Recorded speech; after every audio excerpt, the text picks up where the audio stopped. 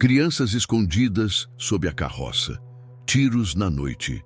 A pequena agarrava um boneco sujo, olhos secos. Seus silêncios guardavam segredos que fariam um homem rude chorar pela primeira vez. A feira de domingo em Vila das Cruzes já havia terminado quando Joaquim Mendes amarrou sua carroça desgastada em frente ao armazém do seu antenor. O sol do final da tarde pintava o céu com tons alaranjados, enquanto o fazendeiro ajeitava o chapéu de palha surrado sobre os cabelos grisalhos.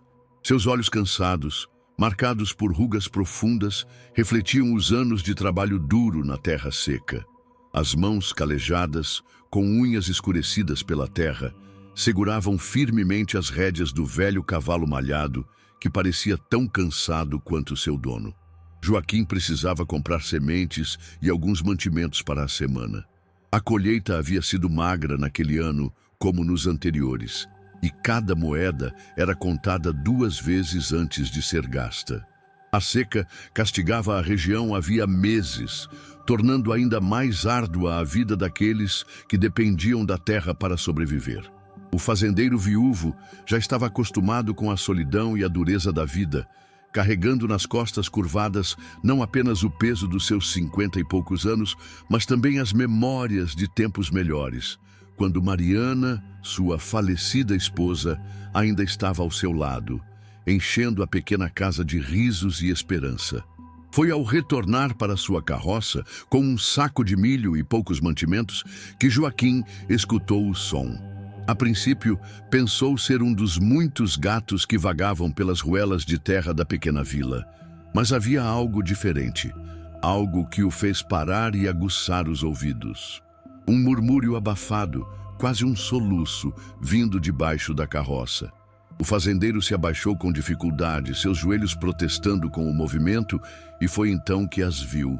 Escondidas entre as rodas da carroça e a parede do armazém, 2 crianças se encolhiam, abraçadas uma à outra, como se suas vidas dependessem daquele contato.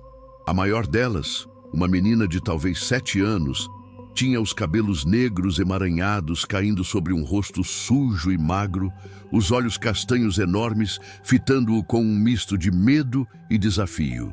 O menor, provavelmente não mais que 5 anos, agarrava contra o peito um boneco de pano tão sujo quanto suas roupas esfarrapadas, o rosto escondido no ombro da irmã. Suas pequenas mãos tremiam visivelmente e nenhuma das 2 parecia ter comido adequadamente por dias. O coração de Joaquim, endurecido pelos anos de solidão e trabalho, sentiu uma pontada de compaixão que não experimentava havia muito tempo. Ele estendeu a mão lentamente, tentando não assustá-las, e disse em voz baixa que não precisavam ter medo, que ele não faria mal a elas. A menina mais velha continuou observando-o com desconfiança, sem mover um músculo. Foi quando um raio de luz do pôr do sol iluminou melhor o rosto da criança que Joaquim sentiu como se tivesse levado um soco no estômago. Aqueles olhos, o formato do rosto, eram inconfundíveis. Eram os olhos de sua cunhada Teresa, a mesma expressão determinada, mesmo diante do medo. E então compreendeu. Estas eram as filhas de Teodoro, seu irmão mais novo. O mesmo irmão que havia seguido o caminho do crime e se tornado um dos homens mais temidos da região. O mesmo irmão que não via havia anos, desde que Teodoro decidira que roubar e matar era mais fácil que trabalhar honestamente. O fazendeiro engoliu em seco, sua mente correndo entre lembranças e informações fragmentadas que havia escutado nas últimas semanas. Boatos sobre um confronto entre o bando de Teodoro e os homens do coronel Silveira. Histórias sussurradas sobre a morte de uma mulher durante o tiroteio. A menina mais nova começou a chorar silenciosamente, grandes lágrimas abrindo sulcos no rosto sujo, e a mais velha finalmente falou, sua voz rouca como se não fosse usada havia dias. Ela perguntou se ele era um dos homens do pai, se vinha buscá-las para levá-las de volta. Havia tanto medo naquela pergunta que Joaquim sentiu o coração apertar. Ele respondeu que não, que seu nome era Joaquim Mendes e que conhecia o pai delas há muito tempo. A menina mais velha o encarou por vários segundos antes de revelar seus nomes. Ela era Luísa e sua irmãzinha se chamava Clara. Estavam escondidas ali desde o dia anterior, quando conseguiram escapar da casa onde o pai as havia deixado aos cuidados de uma mulher bêbada que as tratava como animais. Enquanto conversavam, um grupo de homens a cavalo passou ruidosamente pela rua principal, levando Luísa a se encolher ainda mais, puxando a irmã para mais perto. Eram os capangas do Coronel Silveira, explicou ela com voz trêmula.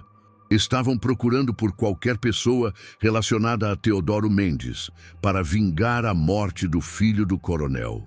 Seus olhos imploravam por ajuda sem que as palavras precisassem ser ditas. Joaquim sabia que deveria simplesmente ir embora. Aquelas meninas eram filhas de Teodoro e ter qualquer relação com seu irmão fora da lei significava atrair problemas. Toda a região sabia que o Coronel Silveira havia jurado matar toda a família de Teodoro para vingar a morte de seu único filho. Mas como poderia deixar suas próprias sobrinhas ali, abandonadas, famintas e em perigo? Jamais conseguiria viver consigo mesmo se algo acontecesse a elas.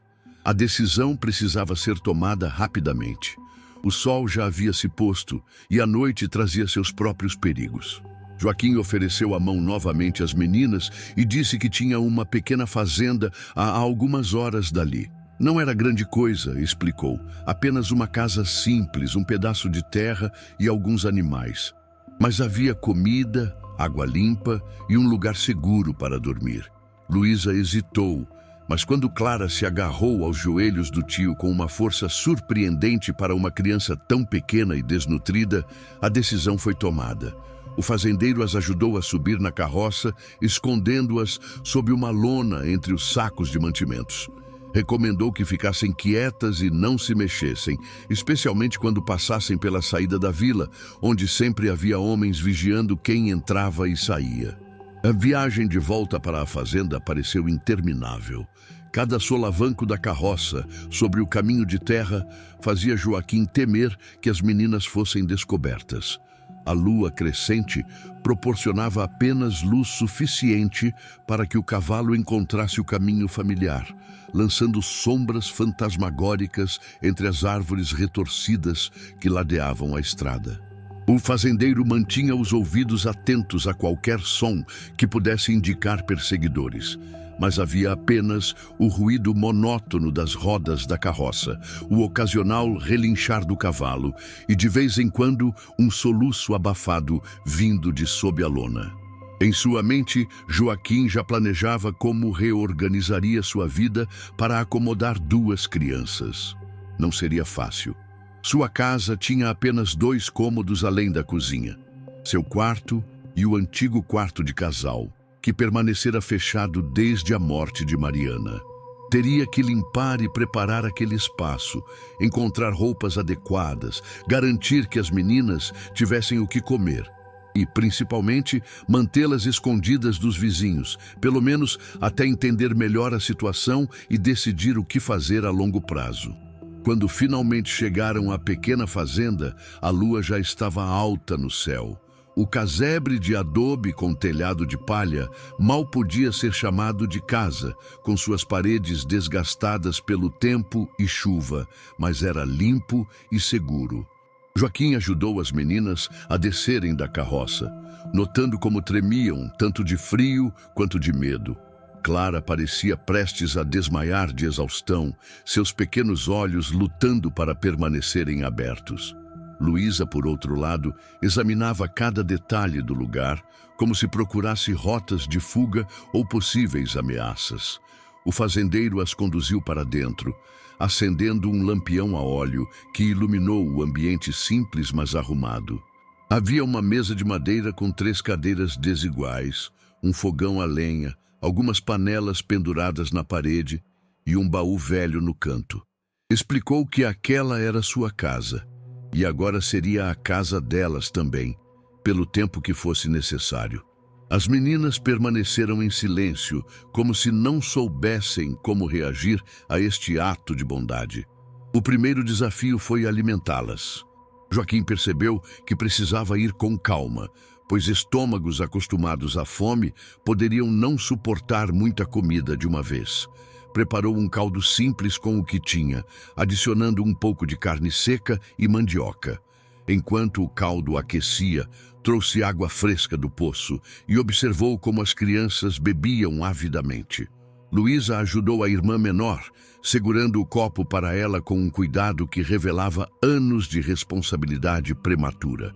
Quando finalmente se sentaram para comer, Joaquim notou que, apesar da fome evidente, as meninas comiam devagar, quase com receio, como se temessem que a comida fosse retirada a qualquer momento. Clara engoliu algumas colheradas antes de adormecer ali mesmo, com a cabeça quase caindo dentro do prato. Luísa permaneceu alerta, embora seus olhos também lutassem contra o sono. Com cuidado, Joaquim carregou Clara para o antigo quarto de casal, colocando-a sobre a cama que havia pertencido a ele e Mariana. A poeira acumulada fez a pequena espirrar no sono, mas ela não acordou.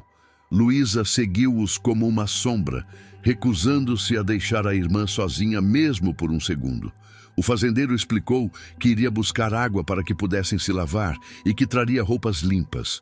Embora fossem roupas de adulto, poderiam servir até que conseguisse algo mais adequado.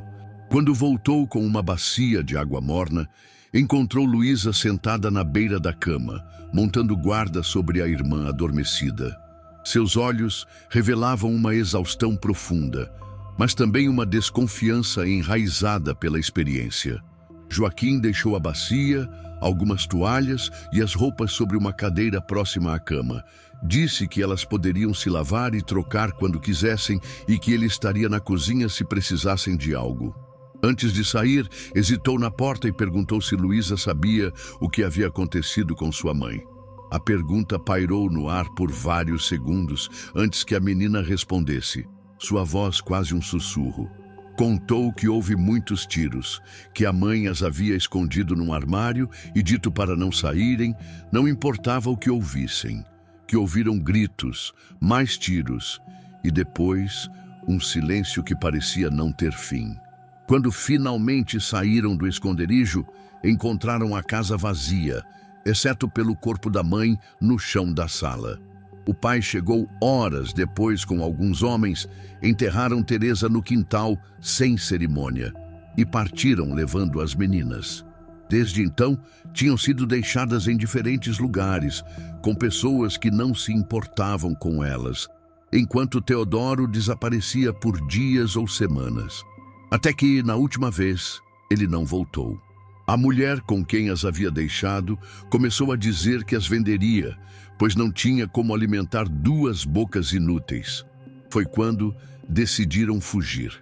Joaquim sentiu o estômago revirar com a história.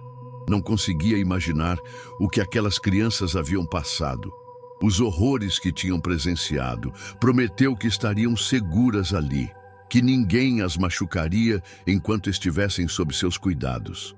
Luísa não respondeu, mas algo em seus olhos pareceu se suavizar ligeiramente. O fazendeiro saiu do quarto, deixando a porta entreaberta para que a luz do lampião na cozinha iluminasse parcialmente o ambiente. Sentou-se à mesa da cozinha, a cabeça entre as mãos, perguntando-se em que confusão havia se metido. Acolher as filhas de um criminoso procurado significava colocar sua própria vida em risco. Mas ao lembrar dos olhos assustados das meninas, sabia que não poderia ter feito diferente. Na manhã seguinte, Joaquim acordou antes do nascer do sol, como sempre fazia. Por um momento pensou ter sonhado toda a história das sobrinhas, mas então ouviu um pequeno ruído vindo do quarto. Levantou-se rapidamente, preocupado que as meninas pudessem ter tentado fugir durante a noite. Ao chegar à porta do quarto, encontrou Luísa de pé, próxima à janela, olhando para fora com expressão vigilante. Clara ainda dormia, agarrada ao boneco de pano. Ao notar a presença do tio, Luísa virou-se rapidamente tensa, Joaquim sorriu gentilmente e perguntou se tinha dormido bem. A menina assentiu levemente, seus olhos ainda desconfiados. O fazendeiro explicou que precisava ordenhar a vaca e alimentar os animais, tarefas que fazia todas as manhãs. Perguntou se ela gostaria de ajudar enquanto Clara continuava dormindo. Para sua surpresa, após um momento de hesitação, Luísa concordou. Juntos, saíram para o pequeno curral ao lado da casa. O céu começava a clarear, prometendo mais um dia de calor intenso. Joaquim mostrou à sobrinha como ordenhar a velha vaca malhada, que permaneceu surpreendentemente paciente com as tentativas desajeitadas da menina. Enquanto trabalhavam, o fazendeiro falou sobre a pequena propriedade, os poucos animais que criava, a horta que lutava para manter viva apesar da seca. Falou também sobre sua vida antes, sobre Mariana e como haviam sonhado em ter filhos. Sonho que nunca se realizou. Aos poucos, sentiu que Luísa relaxava um pouco em sua presença. Quando terminaram as tarefas matinais e voltaram para casa com um balde de leite fresco, encontraram Clara acordada, parada no meio da cozinha, com expressão assustada.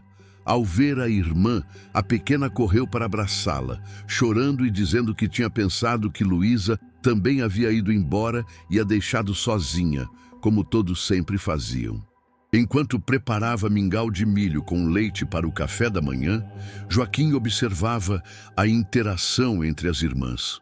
Era evidente que Luísa havia assumido o papel de mãe para Clara, confortando-a e assegurando que nunca a abandonaria. O fazendeiro sentiu uma onda de raiva contra o irmão. Como Teodoro podia ter causado tanto sofrimento às próprias filhas?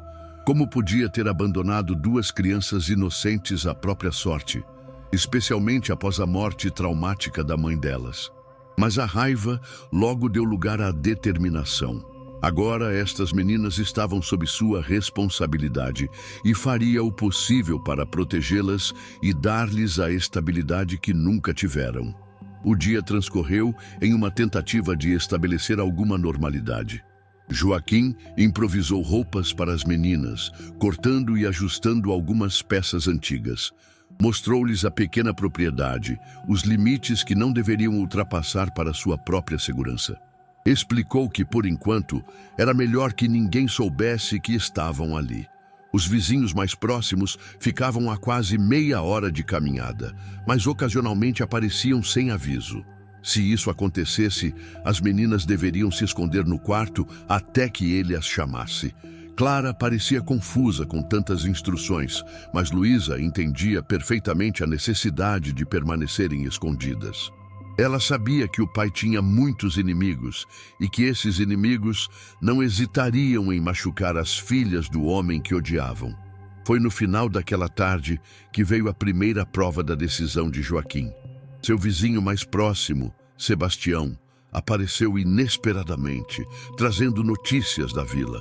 As meninas mal tiveram tempo de se esconder quando o homem entrou no terreiro, chamando por Joaquim.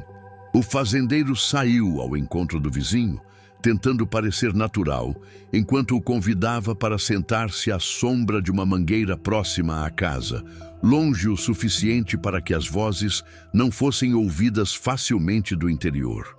Sebastião trazia novidades perturbadoras. Havia rumores de que Teodoro Mendes estava reunindo seu bando para um grande ataque em vingança pela morte de sua mulher. Dizia-se que o criminoso havia jurado matar o coronel Silveira e toda a sua família, assim como qualquer um que estivesse envolvido na emboscada que resultou na morte de Teresa.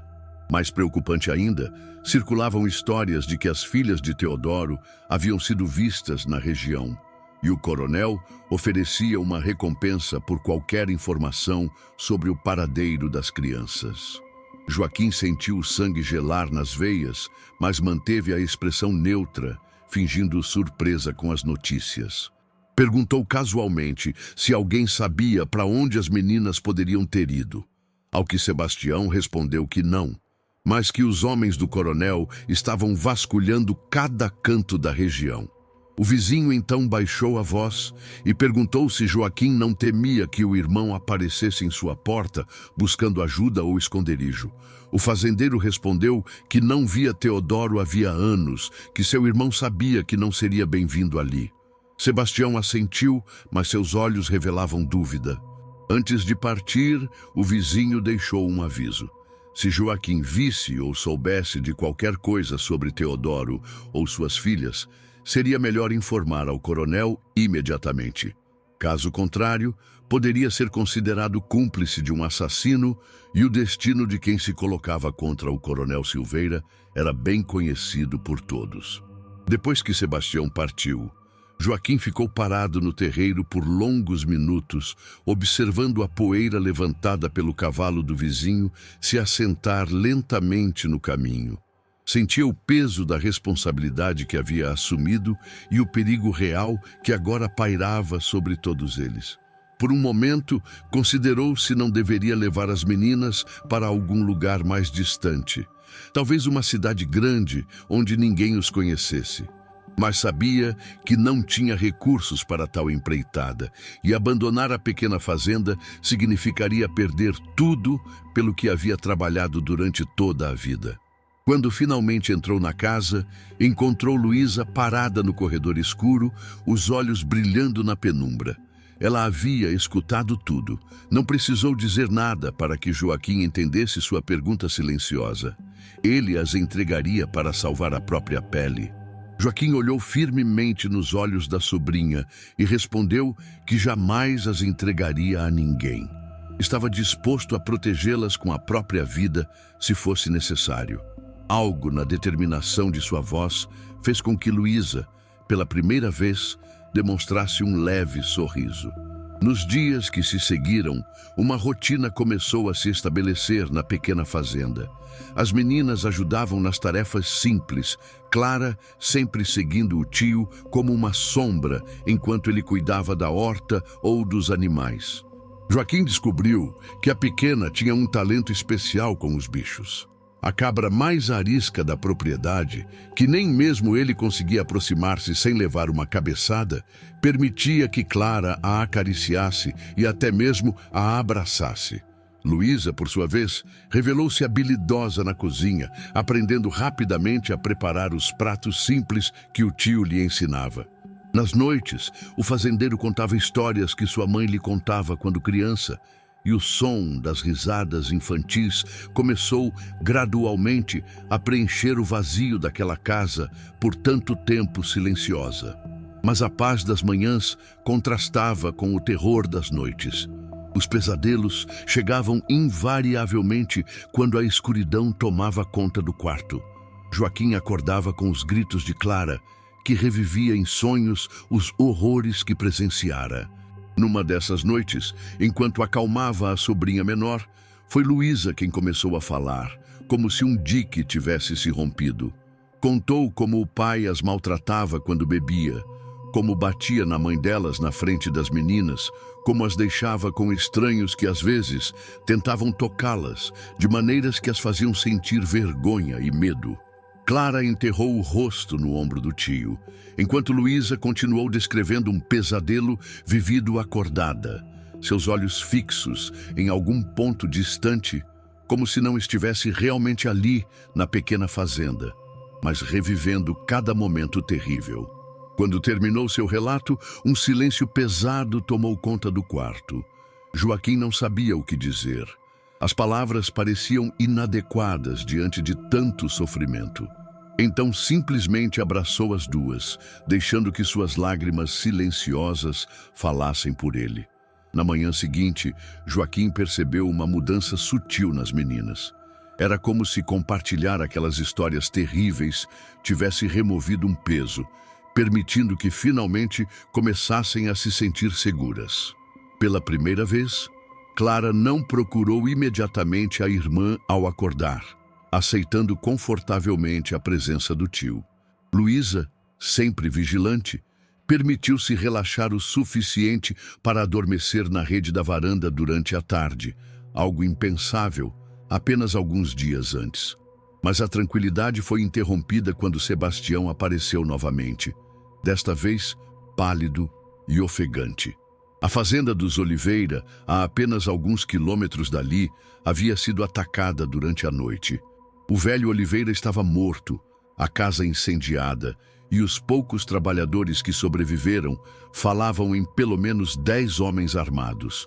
E o pior, haviam deixado um recado escrito com sangue na parede do celeiro, o único que não queimou completamente. O recado dizia que Teodoro Mendes buscava suas filhas e que mataria qualquer um que as estivesse escondendo. Joaquim sentiu o sangue gelar nas veias. Não havia como seu irmão saber que as meninas estavam ali, a menos que alguém tivesse visto algo e espalhado a notícia. Despediu-se de Sebastião com a promessa de ficar alerta, e assim que o vizinho partiu, correu para dentro da casa. Encontrou as sobrinhas escondidas embaixo da cama, abraçadas e tremendo. Haviam escutado tudo. Clara chorava silenciosamente, enquanto Luísa tinha no olhar aquela dureza que Joaquim já conhecia, a expressão de quem estava acostumada a enfrentar o pior. O fazendeiro sentou-se no chão ao lado da cama e perguntou se elas queriam ir embora, se preferiam que ele as levasse para algum lugar mais distante e seguro. Foi Clara quem respondeu primeiro, sua voz pequena, mas decidida, dizendo que não queria ir a lugar nenhum, que ali era sua casa agora. Luísa permaneceu em silêncio por alguns instantes antes de finalmente falar. Foi então que a menina mais velha contou toda a verdade sobre o dia em que a mãe morreu. Não havia sido uma emboscada do coronel Silveira, como todos acreditavam. Teresa havia sido morta pelo próprio Teodoro, numa explosão de fúria bêbada, quando ela tentou impedi-lo de vender as próprias filhas para saldar uma dívida de jogo. As meninas presenciaram tudo, escondidas no mesmo armário onde a mãe as havia colocado para protegê-las. Viram quando Teodoro apontou a arma para Teresa e puxou o gatilho sem hesitação. Viram quando ele percebeu o que havia feito e, em pânico, criou a história da emboscada, disparando mais tiros para simular um ataque e incendiando parte da casa. E agora, ele as procurava, não por amor ou preocupação, mas porque as havia prometido a um homem poderoso e cruel e não podia deixar que escapassem. Joaquim sentiu uma fúria que jamais experimentara antes, misturada a uma determinação férrea. Aquelas crianças eram agora sua família e as protegeria a qualquer custo. As semanas se transformaram em meses e o calor sufocante foi dando lugar ao vento frio que anunciava a chegada do inverno. A pequena fazenda, que já enfrentava dificuldades na época da seca, agora se via diante de novos desafios. A colheita havia sido insuficiente, menor do que Joaquim esperava, e os recursos escasseavam rapidamente. O fazendeiro passava noites em claro, calculando e recalculando como poderiam sobreviver até a próxima safra. Passou a pular refeições, dizendo que não estava com fome, para que sobrasse mais comida para as meninas. Suas roupas, já gastas, agora pendiam frouxas em seu corpo cada vez mais magro. Vendera quase todos os animais, mantendo apenas a vaca leiteira, 2 cabras e algumas galinhas. Luísa percebia o sacrifício do tio. Seus olhos atentos não perdiam nenhum detalhe, e ela tentava ajudar como podia, racionando a comida e ensinando Clara a fazer o mesmo. A menina mais velha havia se tornado uma verdadeira parceira para Joaquim, assumindo responsabilidades que iam muito além de sua idade. Clara, por sua vez, continuava sendo o raio de sol da casa, seu sorriso fácil e risada cristalina trazendo luz mesmo nos dias mais sombrios. As histórias sobre Teodoro e seus homens continuavam circulando pela região, mas aos poucos as pessoas começaram a especular que talvez ele tivesse deixado a área, seguindo para outras paragens onde não fosse tão procurado. A vida na pequena fazenda havia encontrado um ritmo próprio, uma rotina frágil, mas reconfortante. Até que numa manhã particularmente fria, Clara não conseguiu levantar-se. Seu pequeno corpo ardia em febre. Os lábios ressecados murmuravam palavras sem sentido enquanto ela se debatia na cama. Luísa, em pânico, correu para chamar o tio que trabalhava na horta. Joaquim nunca sentira tanto medo quanto ao ver sua sobrinha menor naquele estado. Tentou todos os remédios caseiros que conhecia, compressas de água fria, chás de ervas que sua mãe lhe ensinara a preparar, mas nada parecia fazer efeito. A febre apenas aumentava e Clara começou a tossir, um som profundo e úmido que parecia rasgar seu peito frágil. Não havia escolha. Precisavam de um médico e o único disponível estava na Vila das Cruzes. Levar Clara até lá significava expor-se e as meninas. Era praticamente certo que seriam reconhecidos, que a notícia chegaria aos ouvidos do coronel Silveira ou, pior ainda, de Teodoro. Mas qual alternativa restava? Deixar a pequena morrer certamente não era uma opção. Joaquim preparou a carroça enquanto Luísa enrolava a irmã em cobertores.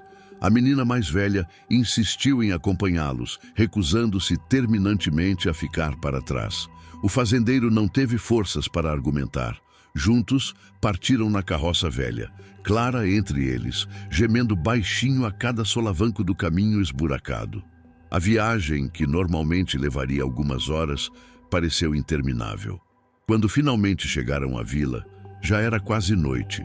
O consultório do doutor Matias ficava nos fundos de sua casa, uma construção modesta na extremidade da rua principal.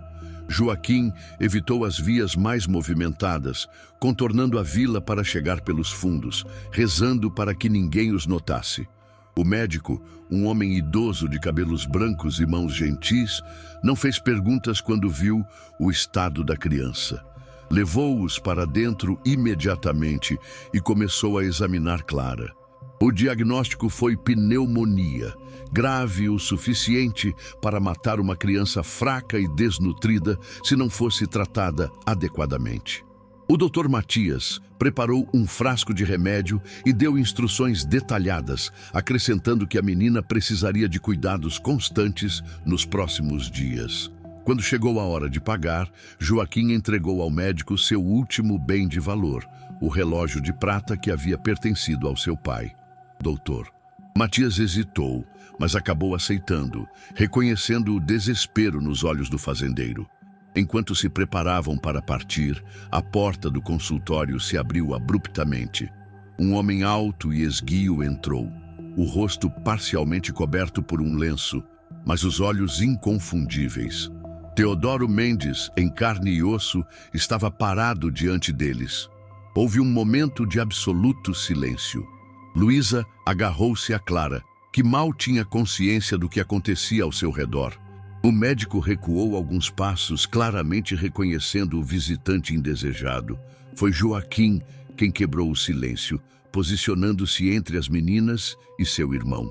Teodoro baixou o lenço, revelando um sorriso frio que não alcançava seus olhos. Disse que havia procurado muito por suas filhas, que estava feliz por finalmente encontrá-las.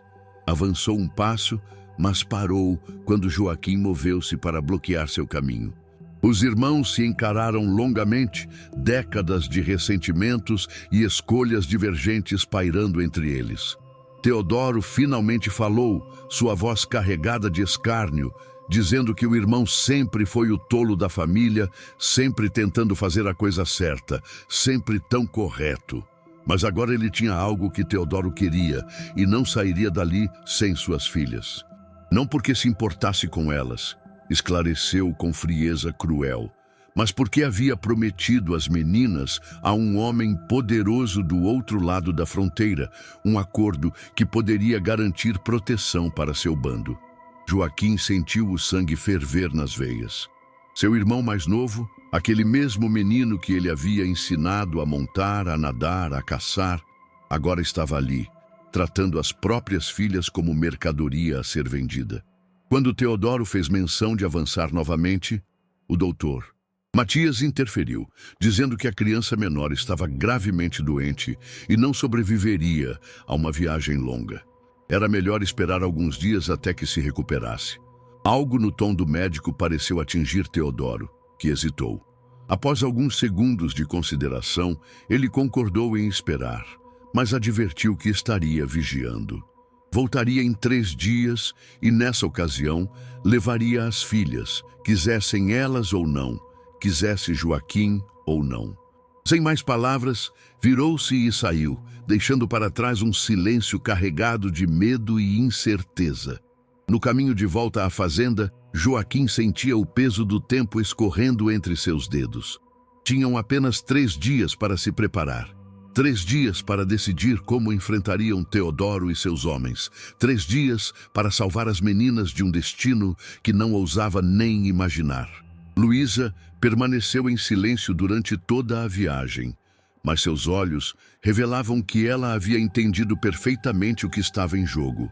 Não era apenas sua vida ou a de Clara que estavam ameaçadas, mas também a do homem que as havia acolhido quando todos os outros as haviam abandonado.